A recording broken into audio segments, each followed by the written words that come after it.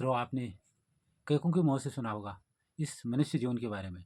कोई कहता है ये मनुष्य जीवन एक सफ़र है, ये जीवन एक अवसर है, वगैरह वगैरह।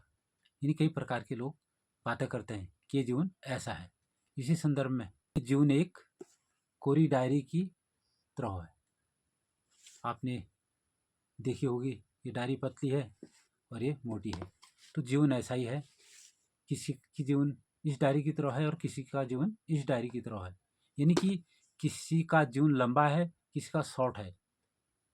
कोई आधे अधूरे में छोड़ के चला जाता है और कोई लंबा 100 साल 105-10 साल जीता है। इस प्रकार का है, परंतु इसमें एक खासियत है। भगवान ने कुछ चीज़ें अपने पास रखी हैं। जैसे मैं दिखाना चाहूँगा आपको। ये मैंने 3 भाग कर दिए हैं डायरी के। इससे पहला भाग है, ये बाहर का सपोर्ट है, गत्ता है, और ये पीछे का है, और बीच में एक कोरे कागज़, कोरे पन्ने। यानी कि कहना चाहूँ तो ये फर्स्ट आगे का हिस्सा है, ये हमारे हाथ में नहीं है, और ये पीछे का, ये भी हमारे हाथ में नहीं है। ये जन्म का है और ये मृत्यु का है। ये दोनों भगवान ने अपने हाथ पर रखे हैं, ठीक है। बट ये जो बीच का पोर्शन है ये खाली है। ये अब ये पोर्शन लिखा जाएगा।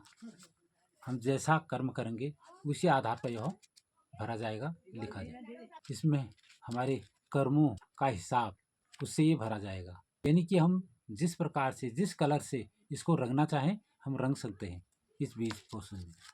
तो इसलिए ये सब हमारे हाथ में है कि हम अपने जीवन को कैसे जिएं, कैसे कर्मों को करें कि वो ये डायरी भर जाए। और ये भरेगी तो हमारा जो अगला जन्म होगा इसी के आधार पर हमको योनि मिलेगी। अगला जन्म में जो भोगने को मिलेगा, दुख सुख, अच्छा भला बुरा, वो इसी आधार पर होगा जो ये डायरी भरी होगी। जो हम यहाँ छोड़ के जाएंगे जिन कर्मों को, उसी का गुणगान यहाँ तब किया जाएगा। और क्या किया जाएगा वो इसी के आधार पर तय होता है कि हम किस प्रकार से इस डायरी को भरते हैं। तो आप लोगों से भी मेरा यही कहना है कि जो हमारे हाथ में है उसी को करें।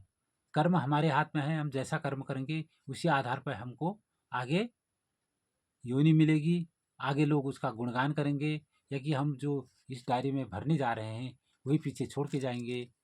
और इस पे आप आगे मत दीजिए ध्यान। ये जन्म हो गया, हमारा नामकरण हो गया, नाम हो गया, और ये पीछे मृत्यु का हो गया, ये जो है ये हमारे हाथ में नहीं है। जब हमारा बुलावा आएगा तो हमको जाना ही पड़ेगा निश्चित तौर पर एक दिन। तो इसलिए बीच का जो समय, बीच का जो कार्य हमको दिया गया है इस पर फोकस करें, और इसको जितना अच्छा बेहतर ढंग से आप इसको सजा सकते हैं, इसमें पेंटिंग कर सकते हैं, इसमें अच्छे से अच्छे सुनहरे अक्षरों को लिख सकते हैं।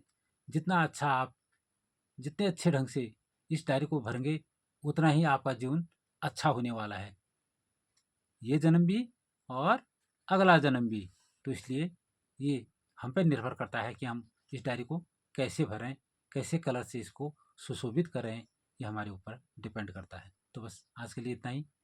फिर मिलते हैं अगली वीडियो में। तब तक के लिए जय हिंद, जय भारत, जय उत्तराखंड देवभूमि।